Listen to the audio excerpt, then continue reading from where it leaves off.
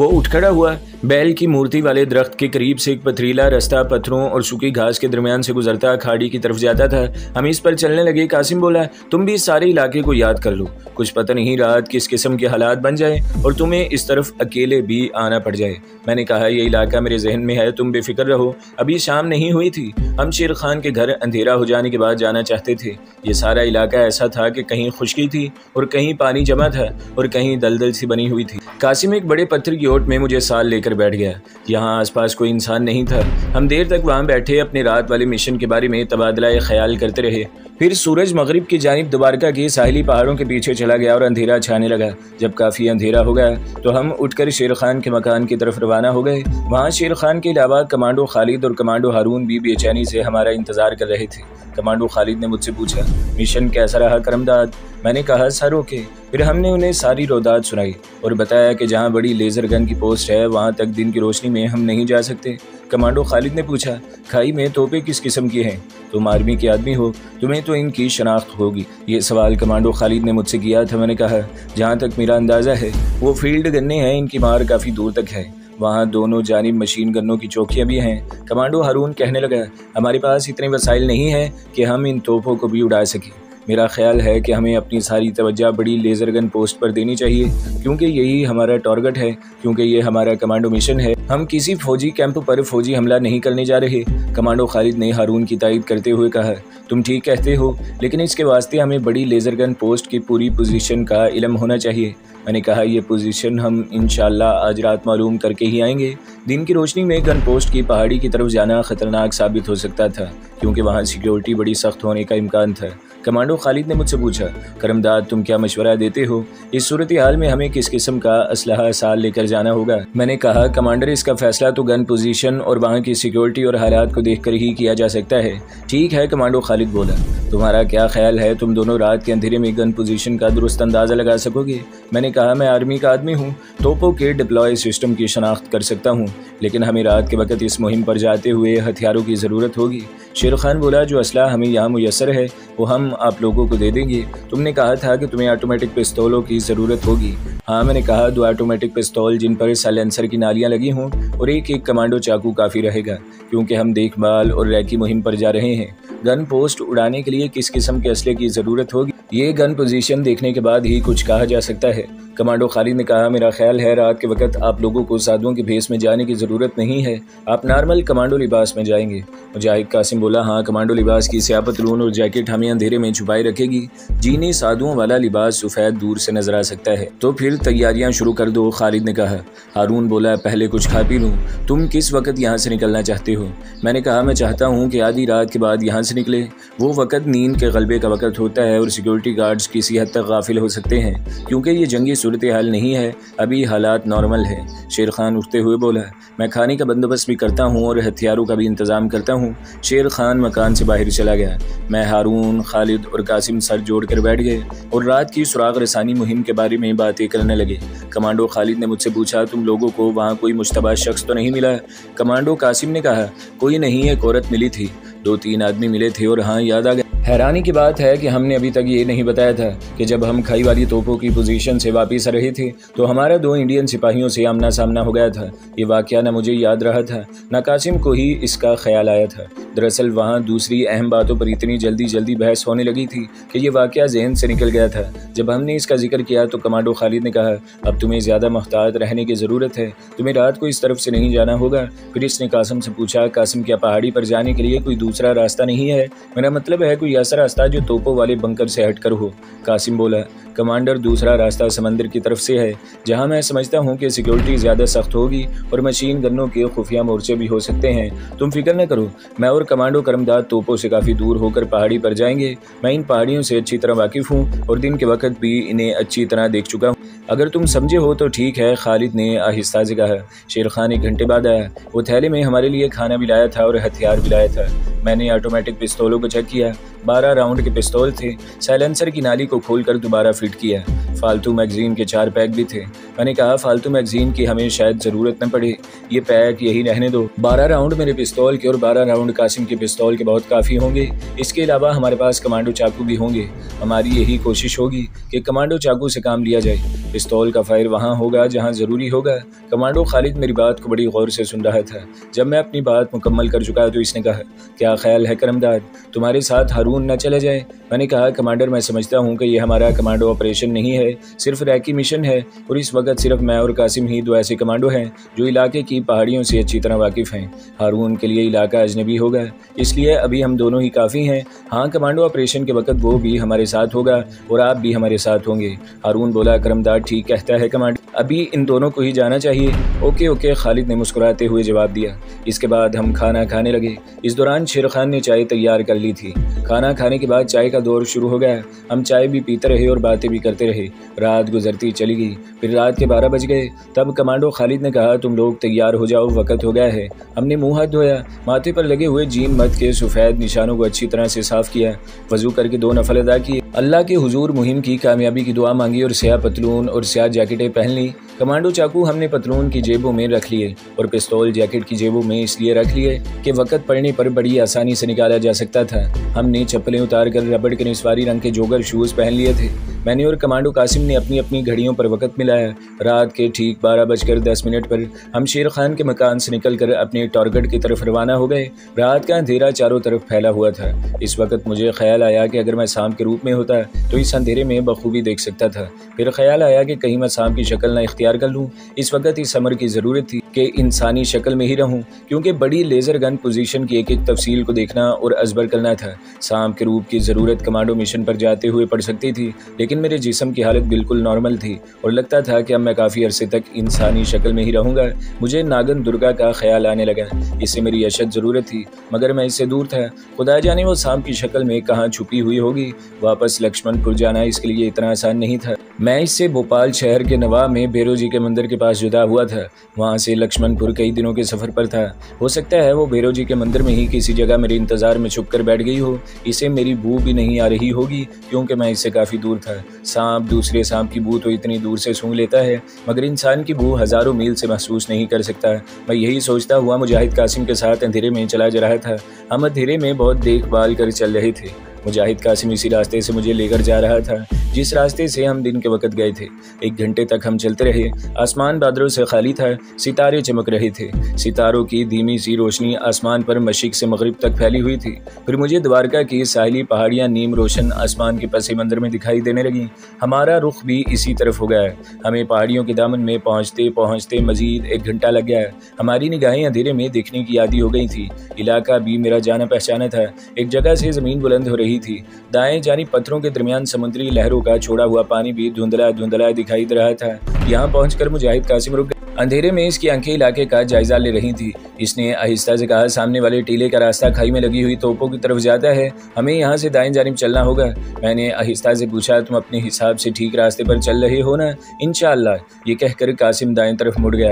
ये पहाड़ियों के दामन का इलाका था। हम छोटे बड़े पत्थरों और चट्टानों में से गुजर रहे थे। अंधेरे में हम देर तक चलते रहे। कासिम एक जगह टीले की चढ़ाई पर आकर बैठ गया। इसने मुझे भी अपने पास बिठा लिया और सरगोशी में कहने लगा, थोड़ी सी चढ़ाई के बाद गन पोस्ट वाली पहाड़ी शुरू हो जाएगी। अब हमें बड़ी एहतियात करनी होगी। हमें खांसी आए तो इसे रोकना है, छींक आए तो इसे भी दबाना है। हम इंतहाई ज़रूरत के वक्त सिर्फ सरगोशी में बात करेंगे। ओके ओके, मैंने जवाब दिया। मुजाहिद कासिम ने आहिस्ता से बिस्मिल्लाह पढ़ी और चढ़ाई चढ़नी शुरू कर दी। चढ़ाई सीधी नहीं थी, फिर भी हमें झुककर चलना पड़ रहा था। मुजाहिद कासिम एक बार फिर रुक गया और मेरे कान में कहने लगा, पाँव इस तरह रखना कि कोई पत्थर नीचे न लुढ़क जाए। पत्थरों पर चलने की आवाज़ भी नहीं आनी चाहिए। मैंने इसके कान में कहा, फिक्र नहीं। हम संभल कर दबा दबा कर पाँव रखते टीले की चढ़ाई चढ़ रहे थे। हमारे सामने एक प्याले की तरह का छोटा सा नशीब था। हम वहीं टीले के किनारे बैठ गए। कासिम की निगाहें सामने वाली पहाड़ी पर जमी हुई थी। इसने सरगोशी में कहा, ये सामने वाली पहाड़ी हमारा टारगेट है। पिस्तौल तैयार रखो, लेकिन हाथ में चाकू पकड़ो। हमने जैकेटों की जेबों में से अपने अपने पिस्तौल निकाल कर अपने हिसाब से इन्हें बगैर आवाज़ पैदा किए चेक किया। इन्हें वापस जेबों में रखा और कमांडो चाकू खोलकर अपने हाथों में मुजाहिद कासिम ने मेरे कान के पास आकर कहा, तुम मेरे बाएं जानिब 5 कदम का फासला रखकर साथ साथ चलोगे। तुम ट्रेंड आर्मी कमांडो हो, तुम्हें मालूम है कि कैसे चलना है। ये समझ लो कि हम टारगेट पर पहुंच गए हैं। हमने अपने दरमियान में 6 कदम का फासला डाल लिया और नशीब में उतरकर अंधेरे और रात के सन्नाटे में चुकन्ने होकर झुककर चलने लगे।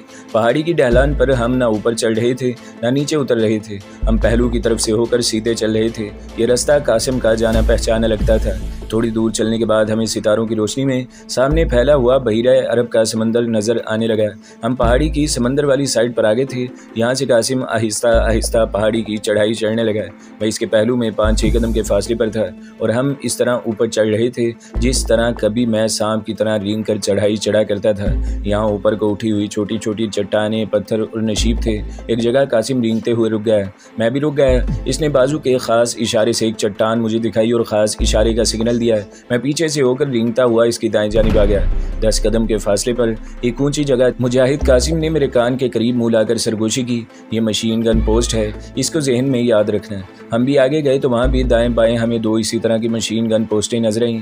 हम कीड़े मकोड़ों की तरह दम सादे रेंगते हुए इनके दरमियान से गुजर गए। मुझे सिर्फ एक ही डर था कि कहीं यहाँ इंडियन आर्मी ने बारूदी सुरंगें न बिछाई हों। इन्हें ऐसा करना चाहिए था, मगर शायद उन्होंने इस ख्याल से ऐसा नहीं किया था कि वहाँ तक साहिली तोपों की वजह से कोई जंगी जहाज अपनी इन्फेंट्री लेकर नहीं पहुँच सकता। हम जख्मी सांप की तरह सांस रोके मशीन गन पोस्ट के 3 फीट ऊंची दीवार के बिल्कुल करीब से होकर निकल गए। ये बड़ी खतरनाक घड़ी थी। जरा सियाहट पर हम पर कयामत टूट सकती थी।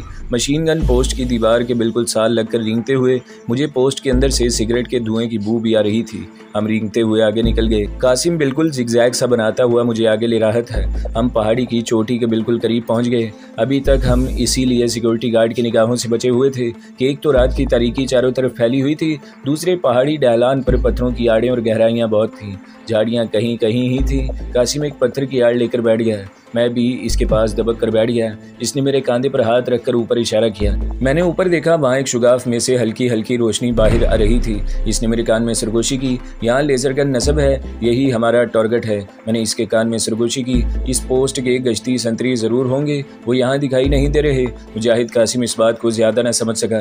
मैंने आहिस्ता आहिस्ता इसके कान में सरगोशियाँ करके समझाया कि दिफाई मोर्चों की गन पोस्टों पर रात को सिपाही 2-2, 3-3 की टोलियों में पेट्रोल करते हैं। इनको गश्ती पेट्रोल कहा जाता है। अभी ये बात मेरे मुंह में ही थी कि हमें अपने दाएं जानिब किसी के हल्के से कहकहे की आवाज़ आई। मैंने मुजाहिद कासिम के कंधे पर हाथ रखकर इसे वहीं नीचे किया और ख़ुद भी ज़मीन के साथ औंधा होकर लग गया। मेरी नज़रें अपने दाएं जानिब लगी हुई थी, जिधर पहाड़ी ढलान पर सितारों की धुंधली रोशनी में 2 आदमी चले आ रहे थे। वो एक दूसरे से बातें भी कर रहे थे। वो सीधे हमारी तरफ ही आ रहे थे। मैं परेशान हुआ। मैंने कासिम के कान में सिर्फ इतनी सरगोशी की, इन पर हमला न करना। मुझे डर था कि जोश में आकर कासिम इन पर इस ख्याल से चाकू से हमला न कर दे कि एक को वो संभाल लेगा और दूसरे को मैं हलाक कर दूंगा।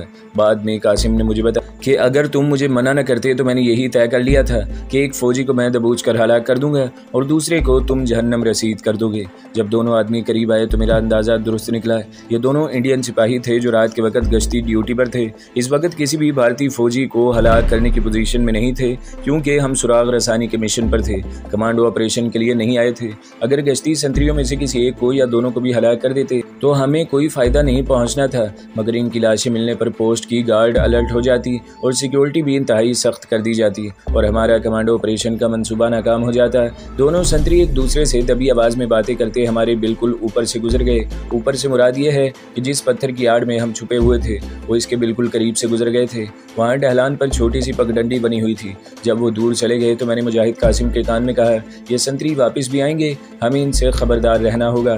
कासिम ऊपर पहाड़ी शुगाफ को देख रहा था जहाँ रोशनी थी। कहने लगा, हमें यहाँ से दूसरी तरफ रेंग कर ऊपर जाना है। लेजर गन को देखकर निशानदही ज़रूरी है। मैं भी ऊपर देख रहा था। मैंने सरगोशी में पूछा, दूसरी तरफ मशीन गन के मोर्चे ज़रूर होंगे? इसने सरगोशी में जवाब दिया, हम चौकस होकर जाएंगे, लेज़र गन की निशानदही ज़रूरी है। बिस्मिल्लाह पढ़कर आज हम अपनी दाएं जानी पहाड़ी ढलान के मतवाजी रेंगने लगे। अभी तक हम सिर्फ इसलिए बचे हुए थे कि यह जगह पाकिस्तान से बहुत दूर थी और समंदर में इंडियन नेवी के जंगी जहाज़ भी मौजूद थे और आज तक वहाँ कमांडो ऑपरेशन की कोई वारदात भी नहीं हुई थी। इस वजह से वहाँ इतनी सख्त और गुंजान सिक्योरिटी नहीं थी। इंडियन नेवी और आर्मी ने बड़ी गन इंडियन नेवी और आर्मी ने बड़ी गन पोस्ट के आसपास सिक्योरिटी की खातिर चंद एक मशीन गन पोस्टें ही काफ़ी समझी थी। इसके अलावा नीचे ट्रेंच या खाई में नस्ब तोपें और चोटी पर तैयारा शिकन गन्ने भी दफाई मकासद के लिए काफ़ी थी। मुजाहिद, कासिम और मैं ऊपर को हो गए। हम पहाड़ी ढलान के साथ पेट के बल चिमटे ज़मीन से निकले हुए पत्थरों और झाड़ियों की सूखी जड़ों को पकड़ पकड़ कर आहिस्ता आहिस्ता ऊपर की तरफ जा रहे थे। यहाँ मुझे पहली बार सितारों भरे आसमान के पस मंजर में रेडार का एरियल दिखाई दिया। कासिम मेरे आगे था। वो 15-20 गज रेंगता और फिर जरा दाएं जानिब को हो जाता। इसी तरह रेंगते हुए हम एक हमवार जगह पर आकर औंधे लेट गए। यहाँ से हमें शुगाफ का रोशन दहाना साफ नजर आ रहा था। गहरी खामोशी थी, कोई आवाज़ नहीं आ रही थी। किसी वक्त दूर नीचे समुद्री लहरों के साहिल पत्थरों से टकराने का हल्का हल्का शोर सुनाई दे जाता था। कासिम ने मेरा कांधा खास अंदाज में दबाया। ये इशारा था कि वो दाएं जानिब से और मैं बाएं जानिब से ऊपर जाऊंगा। हमने ऐसा ही किया।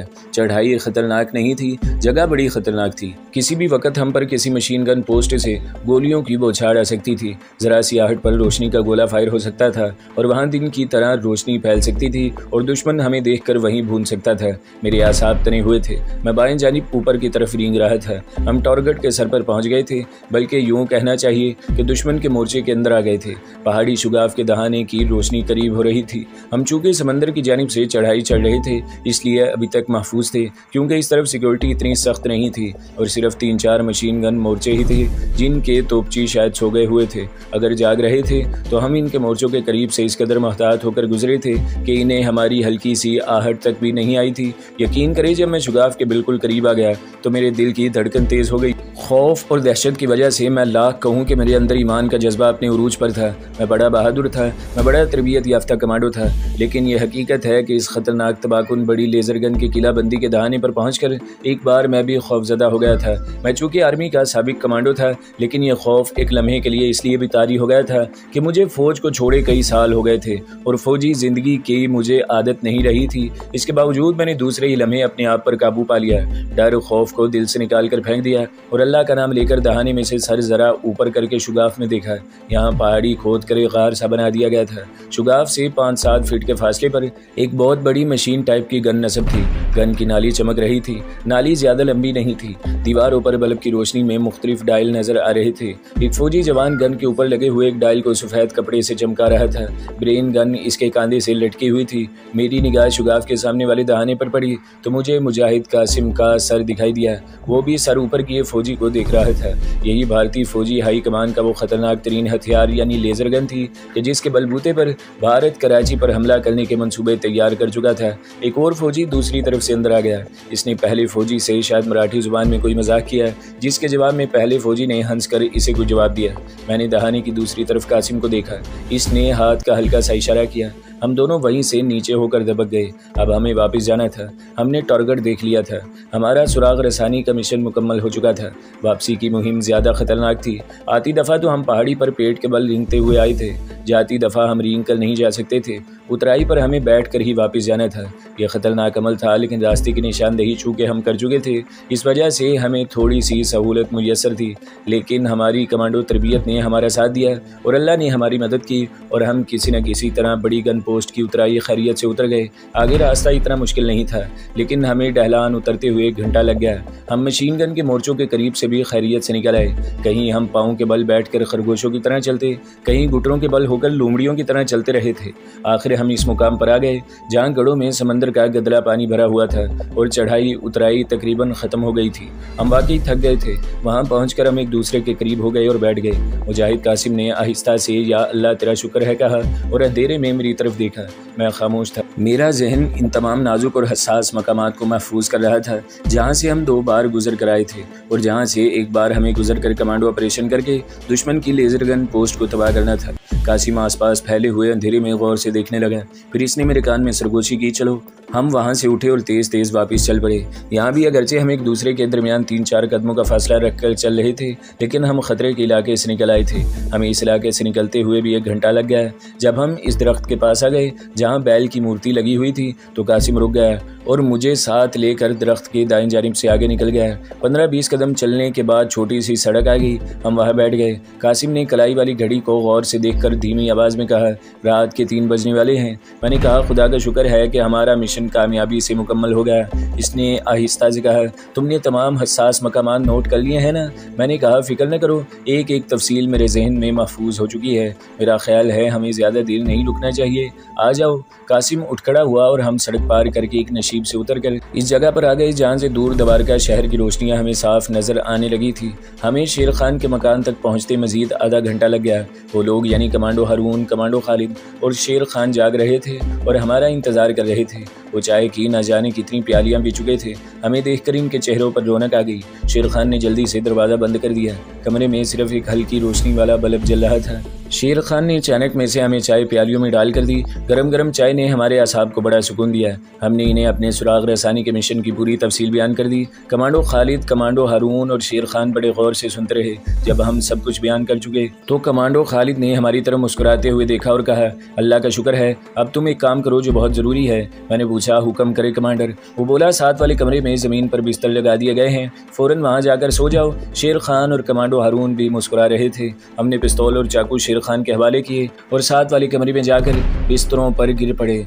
थोड़ी देर में हम गहरी नींद सो रहे थे। तो दोस्तों, अगली किस्त सुनने के लिए हमारे चैनल को ज़रूर सब्सक्राइब करें, वीडियो को लाइक करें और बेल के आइकन पर भी क्लिक कर दें ताकि हर जो आने वाली वीडियोस हैं वो आपको सबसे पहले मिलती रहें।